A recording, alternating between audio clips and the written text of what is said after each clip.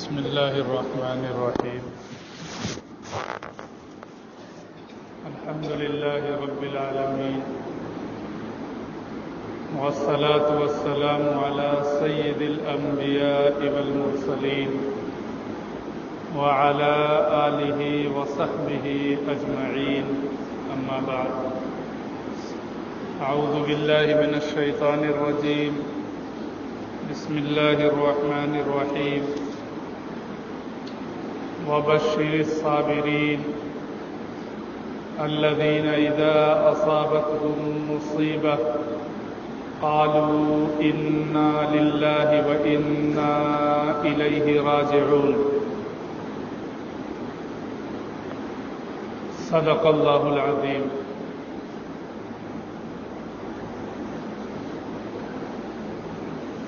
گرامی قدر معزز سامعین کرام، بزرگوں اور دوستوں،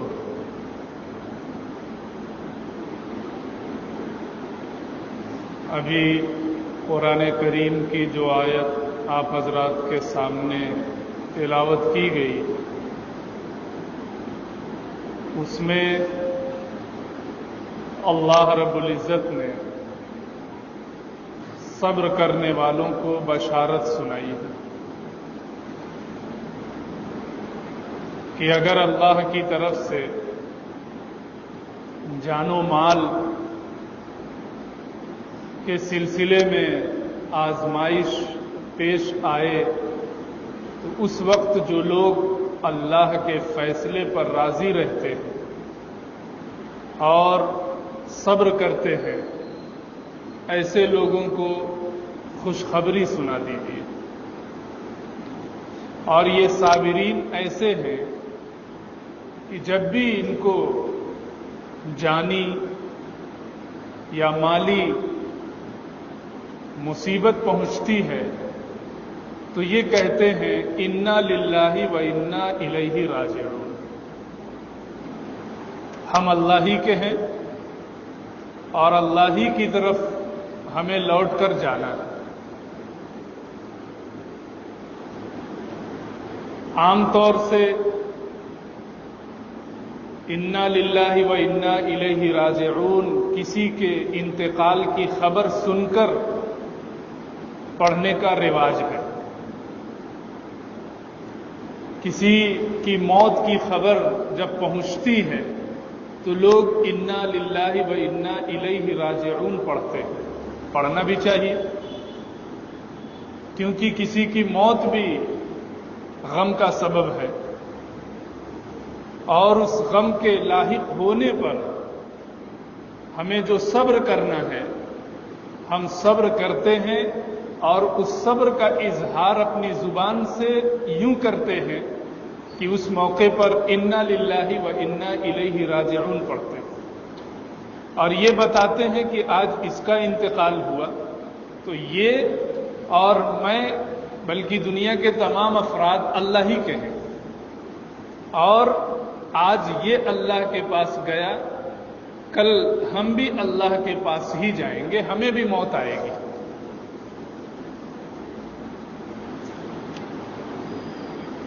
لیکن انا للہ و انا الیہ راجعون صرف موت کی خبر سن کر پڑھنے کی چیز نہیں ہے. احادیث سے معلوم ہوتا ہے کہ بندے مسلم کو کوئی بھی غم پہنچانے والی چیز پیش آئے اور پریشانی کا سبب ہو تو ہر اس موقع پر انسان کو انا للہ و انا الیہ راجعون پڑھنا چاہیے. حضرت عائشہ رضی اللہ تعالی عنہا کے گھر میں ایک مرتبہ چراغ بجھا تو اس پر حضور صلی اللہ علیہ وسلم نے انا للہ و انا الیہ راجعون پڑھا. حضرت عائشہ رضی اللہ تعالی عنہا کو تعجب ہوا، کہا کہ چراغ بجھنے پر بھی یہ پڑھتے ہیں؟ آپ صلی اللہ علیہ وسلم نے ارشاد فرمایا کہ چراغ بجھنا بھی ایک مصیبت ہے، کیونکہ چراغ بجھنے کی وجہ سے روشنی ختم ہو گئی، اندھیرا آ گیا۔ تو ایسے موقع پر بھی آپ صلی اللہ علیہ وسلم سے انا للہ و انا الیہ راجعون پڑھنا منقول ہے۔ چنانچہ جاننے والے بجلی کے جانے پر بھی انا للہ و انا الیہ راجعون پڑھتے ہیں۔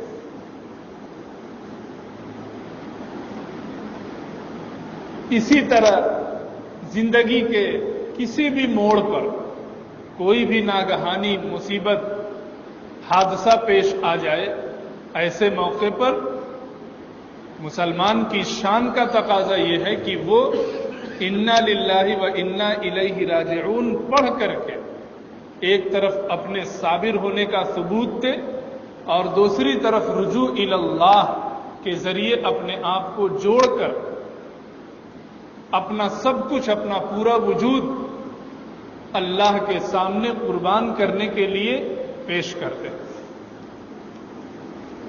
یہ اس کا مختصر مضمون ہے اور اس کی مختصر تفصیل ہے۔ مجھے جو بات عرض کرنی ہے وہ یہ کہ انا للہ و انا الیہ راجعون کا ترجمہ تو ہم جانتے ہیں، بے شک ہم اللہ کے ہیں اور بے شک ہمیں اللہ کی طرف ہی لوٹ کر جانا ہے۔ اگر اس کے مضمون میں غور کیا جائے، اس کی گہرائی میں اترا جائے اور اس کی حقیقت کو سمجھنے کی کوشش کی جائے تو صرف اس ایک جملے کی حقیقت کو سمجھ لینے کی وجہ سے انسان اللہ کا مقرب اور اللہ کا ولی بن سکتا ہے اور ایسی زندگی گزارے گا کہ وہ زندگی رشک ملائکہ ہوگی، فرشتے بھی رشک کریں گے۔ اس لیے اس جملے کی حقیقت کو سمجھنا، بالخصوص موجودہ دور کے حالات اور پس منظر میں کہ موجودہ دور بے حیا تہذیب اور بے خدا تمدن پر مشتمل ہے، نہ تہذیب میں حیا نہ تمدن میں کسی خدا کا تصور۔ ایسے بے حیا تہذیب اور بے خدا تمدن کے دور میں انا للہ و انا الیہ راجعون کی حقیقت کو سمجھ لینا ہم سب کے لیے بے حد ضروری ہے، اور اگر ہم اسے سمجھ لیں تو یقیناً ہمارے لیے ایک اسلامی، شرعی اور سنی زندگی گزارنا جو مطلوب ہے آسان ہو جائے گا۔ اس کی حقیقت کو سمجھنے کے لیے میں مختصراً یہ بات عرض کروں کہ اللہ رب العزت نے ہم سب کو جو پیدا فرمایا ہے تو ہمارے پاس ایک جسم ہے جو ہمیں دکھائی دیتا ہے، جسے ہم صاف ستھرا رکھنے کی کوشش کرتے ہیں، کوئی بیماری لاحق ہو جائے اس کے علاج کی فکر کرتے ہیں۔ اللہ کی طرف سے جو چیز ہمیں دی گئی ہے اس کا تعلق جسم سے بھی ہے۔ دوسری چیز جو اللہ رب العزت نے ہمیں عطا فرمائی ہے وہ ہے روح۔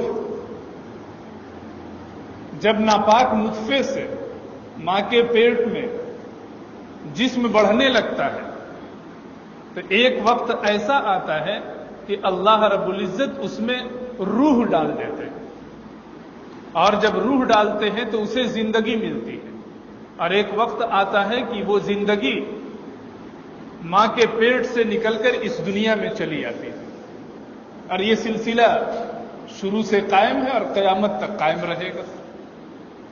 تو ایک جسم ہے اور اس کے ساتھ اللہ رب العزت نے روح ڈالی ہے اسی جسم میں۔ تیسری چیز اللہ کی طرف سے جو اس جسم اور روح کے اندر رکھی گئی ہے وہ ہے نفس، طبیعت۔ ہمارے اندر ایک نفس کو بھی رکھا گیا ہے، طبیعت کو بھی رکھا گیا ہے، اس کے تقاضے بھی ہوتے ہیں۔ ان تین چیزوں کے ساتھ ایک انسان اس دنیا میں زندگی بسر کرتا ہے۔ اس کے پاس ایک جسم بھی ہے، اس کے پاس ایک روح بھی ہے، اور اس کے پاس نفس و طبیعت بھی ہے۔ روح کے بھی اپنے تقاضے ہیں، जिस्म के भी अपने तकाजे हैं और नफ्स व तबीयत के भी अपने तकाजे हैं। जिस्म के तकाजे हम सब जानते हैं कि जिस्म को गर्मी लगे तो ठंडक पहुंचाई जाए, ठंड महसूस हो तो गर्मी पहुंचाई जाए, जिस्म का कोई हिस्सा कट जाए, टूट जाए, उसको दुरुस्त किया जाए, और जिस्म को जो आवारिज और मुसीबतें और बीमारियां पेश आती हैं, जो दाग धब्बे और अयूब पेश आते हैं, उनको अच्छा किया जाए। ये जिस्म के तकाजे हैं। और ये जिस्म कई आज़ा का मजमूआ है।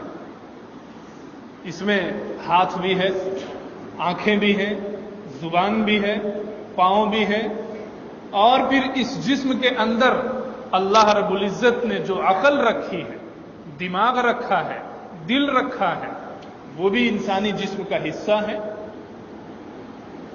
ऐसे ही रूह के भी अपने कुछ तकाजे हैं। जैसे जिस्म खराब होता है, अच्छा होता है, रूह भी खराब होती है, रूह भी अच्छी होती है। रूह को भी बीमारी लगती है, रूह को भी सेहत मिलती है। और इंसान के इस जिस्म में जो नफ्स और जो तबीयत है, उसके भी तकाजे हैं।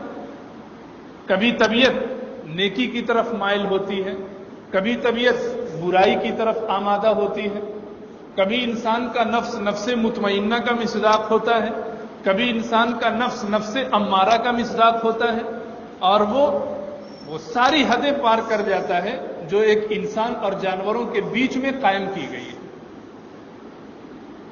तो जब अल्लाह रब्बुल इज्जत ने हमें जिस्म भी दिया है, हमें रूह भी दी है, हमें अक्ल भी दी है, और हम इसका अकीदा रखते हैं, हमारा ये यकीन है कि जिस्म भी अल्लाह की तरफ से है, रूह भी अल्लाह की तरफ से है, अकल, दिल और जिस्म के जितने हिस्से हैं वो सब अल्लाह रब्बुल इज्जत की तरफ से है। अब यहां सोचने की बात यह है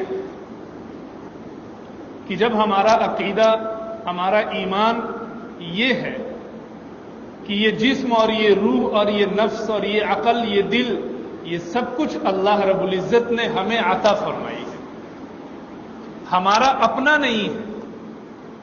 क्योंकि जो चीज अपनी होती है उसमें इंसान का अपना इख्तियार भी होता है, लेकिन हमें ना अपने जिस्म पर इख्तियार है, ना हमें अपनी रूह पर इख्तियार है, ना अपनी जिंदगी और मौत पर इख्तियार है। कौन नहीं चाहता कि उसका जिस्म हमेशा सलामत रहे, लेकिन क्या चाहने के बावजूद उसके जिस्म को बीमारी नहीं लगती है? कौन नहीं चाहता कि उसके जिस्म में कोई खराश ना हो, कोई जख्म ना हो, लेकिन उसके बावजूद कभी जिस्म कट जाता है, कभी जख्म हो जाता है। क्यों? क्योंकि उसका अपने जिस्म पर कोई इख्तियार नहीं है। जो कुछ इख्तियार उसे दिखाई दे रहा है वो अल्लाह की तरफ से है। ऐसे ही रूह पर भी हमारा कोई इख्तियार नहीं है। अगर रूह पर इख्तियार होता तो दुनिया में पैदा होने वाला कोई शख्स कभी नहीं मरता, क्योंकि वो कभी अपने जिस्म से अपनी रूह को अलग नहीं होने देता। लेकिन हम देखते हैं कि हमें अपनी जिंदगी पर भी इख्तियार नहीं। आज आंखें खुली हुई हैं, कल मालूम हुआ आंखें बंद हो गई। क्यों? क्योंकि हमारा अपनी रूह पर कोई इख्तियार नहीं। ये तो मुशाहदे और तजर्बे की बात है। दुनिया का कोई शख्स, चाहे वो मुसलमान न भी हो, वो भी इस बात को मानेगा कि ये जिस्म और ये रूह हमारा अपना नहीं है। इसके लिए अब इस्लाम की भी जरूरत नहीं है। अगर थोड़ी सी भी इंसान की अकल होगी, और अगर अकल न भी हो और उसको समझाया जाए, तो इंसान इस बात को कबूल करने पर मजबूर है कि उसका जिस्म और उसकी रूह उसकी अपनी नहीं है, बल्कि अल्लाह रब्बुल इज्जत ने उसे अता फरमाई। जब ये बात तय हो गई कि ये जिस्म और ये रूह अल्लाह की है, हमारा अपना नहीं है, इस पर हमारा मालिकाना इख्तियार नहीं है, तो इसका मतलब ये हुआ कि ये जिस्म, ये रूह अल्लाह रब्बुल इज्जत की तरफ से हमारे पास बतौर अमानत है। اللہ رب العزت نے ہمیں امانت کے طور پر یہ چیزیں دی ہیں. اللہ نے ہمیں جسم دے دیا اور یہ اختیار دے دیا کہ ان نگاہوں کو بھی تم استعمال کر سکتے ہو، ہاتھوں کو بھی استعمال کر سکتے ہو، اپنے پاؤں کو بھی استعمال کر سکتے ہو، اپنے دل و دماغ اور عقل کو بھی استعمال کر سکتے ہو، راحت کی چیزیں بھی اختیار کر سکتے ہو اور مصیبت اور عذاب ملنے والی چیزوں کو بھی استعمال کر سکتے ہو. جب یہ جسم اور یہ روح اللہ کی امانت ہے تو ہم سب جانتے ہیں کہ جو چیز امانت کی ہوتی ہے اس میں خیانت کرنا انسان کے لیے جائز نہیں ہوتا. ہم سب جانتے ہیں کہ اگر ہم نے کوئی چیز کسی کو امانت کے طور پر دے دی، ہمارے دوست نے ہم سے کہا کہ اپنی گاڑی ذرا ہمیں دے دو، میں فلاں جگہ جاتا ہوں پھر آ کر واپس کر دوں گا. اب گاڑی لینے والا اگر یہ سمجھے کہ یہ گاڑی ہماری ہے تو دنیا اسے احمق کہے گی، کیونکہ اس نے تو گاڑی تھوڑی دیر کے لیے فائدہ حاصل کرنے کے لیے اپنے دوست سے مانگی ہے، عاریت پر اور امانت پر. کوئی گاڑی لینے والا اس گاڑی کو اپنی گاڑی تصور نہیں کرتا ہے، اور گاڑی دینے والے نے جس طرح سے گاڑی اس کو دی ہے، لینے والے کی یہ ذمہ داری بنتی ہے کہ وہ کام پورا ہو جانے کے بعد گاڑی بالکل ویسے ہی واپس کر دے جیسے اس نے لی تھی. اگر وہ گاڑی لے کر گاڑی کو توڑ دے، گاڑی کو خراب کر دے تو ظاہر ہے کہ گاڑی دینے والا اس سے جرمانہ وصول کر سکتا ہے. اگر جرمانہ وصول نہ بھی کرے تو اس کے دل میں تکلیف تو ضرور ہوگی کہ میں نے اس کو گاڑی برے وقت میں دی تھی، جس حالت میں دی تھی اس نے گاڑی اب اس حالت میں خراب کر کے واپس کی ہے. تو جب دنیا کا یہ دستور ہے کہ لی ہوئی چیز امانت کے طور پر اور عاریت کے طور پر جب واپس کی جاتی ہے تو ویسے ہی واپس کرنا چاہیے، اس میں اپنی طرف سے کوئی زیادتی نہیں کرنی چاہیے. ٹھیک ایسے ہی اللہ رب العزت نے ہمیں یہ جو جسم عطا فرمایا ہے، اس جسم کے اندر جو روح عطا فرمائی ہے، صحیح اور غلط کے درمیان امتیاز کرنے کے لیے جو عقل عطا فرمائی ہے، یہ ساری چیزیں ہمارے پاس اللہ کی امانت ہے. لہذا ان چیزوں کو، جسم کو، عقل کو، روح کو، دل کو، ان چیزوں میں استعمال اگر کیا جائے جن چیزوں میں استعمال کرنے کی اجازت اللہ رب العزت نے دی ہے، تو اس سے مالک اور اللہ رب العزت خوش ہوگا.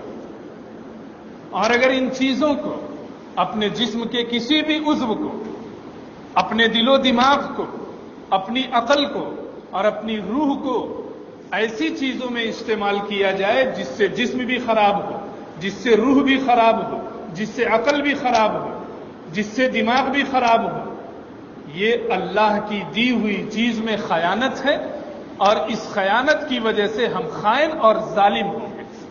اور جیسے دنیا میں کسی کی رکھی ہوئی امانت کی چیز میں خیانت کرنے کی وجہ سے انسان مجرم بنتا ہے، اس جسم میں، اس روح میں خیانت کرنے کی وجہ سے بھی انسان اللہ کی نگاہ میں مجرم ہوتا ہے. اور جیسے اس دنیا کے اندر لی ہوئی چیز میں اگر خرابی پیدا کر دی جائے تو بعض دفعہ جرمانہ وصول کیا جاتا ہے، ٹھیک ایسے ہی اگر ہم نے اس جسم میں، اس روح میں خرابی پیدا کر دی تو اللہ کی طرف سے بھی جرمانہ وصول کیا جائے گا، اور اللہ کے ہاں جرمانے کی شکل عذاب ہے، جہنم. اب ذرا سوچئے کہ اللہ نے ہمیں جو جسم دیا ہے اور اس جسم میں جو اعضاء دیے ہیں وہ اعضاء کس قدر قیمتی ہیں. اندھے سے پوچھئے کہ نگاہ کی کیا قیمت ہوتی ہے، جس کے ہاتھ نہیں ہے اس سے پوچھئے ہاتھ کی کیا قیمت ہے، جو مجنون اور پاگل ہے اس سے پوچھئے کہ عقل کی کیا قیمت اور عقل کا کیا مقام ہے، جس کے پاؤں نہیں ہے اس سے پاؤں کی حقیقت پوچھئے. اب ظاہر ہے کہ جب ہم ان چیزوں کو غلط چیزوں میں استعمال کریں گے تو ان چیزوں کا جو مالک ہے وہ ہم سے کس قدر ناراض ہوگا. اور اگر ان چیزوں کو ہم مالک کی مرضی کے مطابق استعمال کریں تو ہمارا مالک کس قدر خوش ہوگا. سوچنے کی چیز. آج ہماری زندگی کا سارا محور اور ساری محنت جسم کے اوپر ہے. ہم یہ تو چاہتے ہیں کہ ہمارا ہاتھ خراب نہ ہو, ہم یہ تو چاہتے ہیں ہماری نگاہیں خراب نہ ہو, ہم یہ تو چاہتے ہیں کہ ہمارا پاؤں خراب نہ ہو, لیکن کیا کبھی ہم یہ چاہتے ہیں کہ ہماری روح بھی خراب نہ ہو؟ کیا کبھی ہم یہ چاہتے ہیں کہ ہماری عقل بھی خراب نہ ہو؟ یقیناً اس پہلو سے اگر غور کیا جائے تو آج پورا معاشرہ اور پورا سماج مجرم بنا ہوا ہے. آپ غور کیجئے, میں آپ کو توجہ دلاؤں. اللہ نے جو ہمیں دل دیا ہے, اللہ نے جو ہمیں عقل دی ہے, تو جیسے یہ جسم بدنما ہوتا ہے, خراب ہوتا ہے, اچھا ہوتا ہے, ایسے ہی وہ عقل بھی تو خراب ہو سکتی ہے, ایسے ہی وہ دل بھی تو خراب ہو سکتا ہے. شریعت نے جن چیزوں کو انسانوں پر حرام قرار دیا ہے, اگر ان چیزوں کا ارتکاب کیا جائے تو اگرچہ ہمارا جسم دیکھنے میں خراب نہ ہو, لیکن ان حرام چیزوں کے ارتکاب کی وجہ سے ہماری دینی عقل بھی خراب ہوتی ہے, ہماری روحانیت بھی خراب ہوتی ہے, اور ہمارا دل اور ہماری روح بھی خراب ہوتی ہے. آپ دیکھیں, چھوٹا سا بچہ جو ابھی حلال اور حرام کو نہیں سمجھتا ہے, اسے لوگ معصوم کہتے ہیں. کیوں؟ کیونکہ ابھی اس کی نگاہیں ناپاک نہیں ہیں, ابھی اس کا دل ناپاک نہیں ہے, ابھی اس نے اپنے اعضاء کو اور اللہ کی طرف سے ملی ہوئی امانت کے طور پر چیزوں کو غلط استعمال نہیں کیا ہے. لیکن جب وہ بالغ ہو جاتا ہے, اللہ کی طرف سے اور شریعت کی طرف سے اس کو مکلف بنا دیا جاتا ہے, اور یہ کہا جاتا ہے کہ یہ جسم تمہارا اپنا نہیں ہے, یہ جسم خدا کی امانت ہے, یہ دل تمہارا اپنا نہیں ہے, یہ خدا کی امانت ہے, یہ روح تمہاری اپنی نہیں ہے, خدا کی امانت ہے. تو ایسے موقع پر انسان خدا کو فراموش کر کے اس جسم کو بھی اپنا خیال کرتا ہے, اس روح کو بھی اپنا خیال کرتا ہے, اس دل کو بھی اپنا خراب کرتا ہے, اپنا خیال کرتا ہے, اور پھر اچھے اور برے کے درمیان کوئی امتیاز نہیں کرتا. چنانچہ شریعت نے جن جن گناہوں سے روکا ہے, اگر ان گناہوں کا ارتکاب کیا جائے تو انسان کی عقل بھی خراب ہوتی ہے, انسان کا دل بھی خراب ہوتا ہے, انسان کی روح بھی خراب ہوتی ہے. اور جب انسان اس دنیا سے جائے گا تو اس دنیا سے جانے کا طریقہ ہی یہ ہے کہ اللہ رب العزت اس جسم سے اپنی دی ہوئی روح کو نکال لیتا ہے. جب اللہ نے ہمیں روح دی تھی, جب ماں کے پیٹ میں ہمارا جسم ابھی ناقص تھا اور بن رہا تھا, اس وقت اللہ نے ہمیں جو روح دی تھی وہ کیسی تھی؟ ظاہر ہے وہ روح گناہوں سے پاک تھی, ظاہر ہے اس روح کے اندر نورانیت تھی, اس روح کے اندر اللہ رب العزت کی طرف سے عطا کیا ہوا نور تھا. جب اللہ ہمارے جسم سے اس روح کو لے گا تو اللہ رب العزت اس روح کو جانچے گا کہ یہ روح بالکل ویسی حالت میں ہے جس حالت میں ہم نے اس کے اندر پھونکی تھی, اس کے اندر ڈالی تھی. اگر وہ روح واقعتاً اسی طرح ہوگی جیسی اللہ نے اس کے جسم میں ڈالی تھی, تو ایسے ہی لوگ اللہ کے نزدیک مقرب ہوں گے, اور ایسے ہی لوگوں کے لیے جنت کے فیصلے ہوں گے. اور اگر وہ روح ویسی نہیں نکلی جیسی اسے دی گئی تھی, تو پھر اسے امانت میں خیانت کا مجرم سمجھا جائے گا, اور اس جرم کی سزا اسے مل کر رہے گی. پھر تو اسے اللہ کا فضل ہی بچا سکتا ہے. اللہ نے جو قانون بنایا ہے اس قانون کے اعتبار سے تو اسے خیانت کی سزا ملے گی. اللہ نے ہمیں آنکھیں دی ہیں, کتنی بڑی نعمت ہے یہ. کسی نابینا سے پوچھیے, کسی ایسے بوڑھے شخص سے پوچھیے جس کی بینائی اب ختم ہو رہی ہے. اللہ کی کتنی بڑی نعمت ہے, لیکن کیا اس نعمت کا صحیح استعمال ہو رہا ہے؟ آج ہر انسان اپنے جسم کے اعضاء میں سے اسی ایک عضو کو غور کر لے کہ کیا اللہ نے ہمیں جو نگاہ دی ہے ہم اس نگاہ کا صحیح استعمال کر رہے ہیں. نگاہ کا صحیح استعمال یہ ہے کہ انسان ان نگاہوں سے صرف انہی چیزوں کو قصدن دیکھے جن چیزوں کو دیکھنے کا شریعت نے مکلف بنایا ہے اور اللہ اور اس کے رسول نے جن چیزوں کو دیکھنے کی اجازت دی ہے. اور ان نگاہوں کا غلط استعمال یہ ہے کہ ان چیزوں کو دیکھا جائے جن چیزوں کو اللہ نے حرام قرار دیا.